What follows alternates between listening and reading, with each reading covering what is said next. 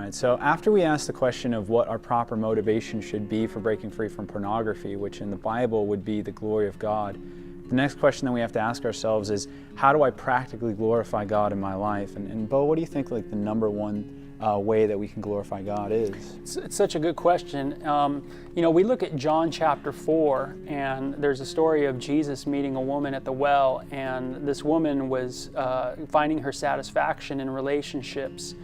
And Jesus confronts her and gives her an alternative, and that is being satisfied in what God could give her instead of these relationships that are on the earth.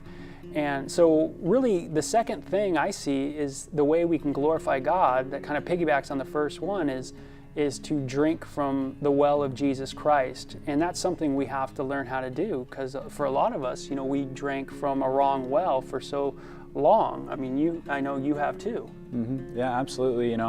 I drank from pornography for so long, but the more God revealed to me in my life, the real thing that I was serving was my own self. I was finding my pleasure in selfishness and pride.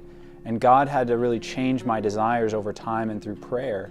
And He's still doing it to this day, of learning how to find pleasure, actual satisfaction in serving God.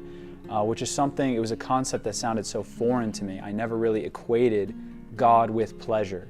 And because of that, no matter how many times I tried to quit this sin or any other sin, eventually I would find myself right back to it, because I had never replaced what was missing. I had never replaced that pleasure with God. I was like that man in the book of Luke, who, although the demon was cast out of me, I never refilled it with anything else. So I got repossessed, I got refilled with more bad stuff. More junk, yeah. So what we're asking all of you out there to do is, again, seek the Lord and ask God to give you new eyes to see Him as pleasurable, and that you would make the effort to drink from the Word of God instead of spending the time thinking and dwelling on your sin and sinful desires.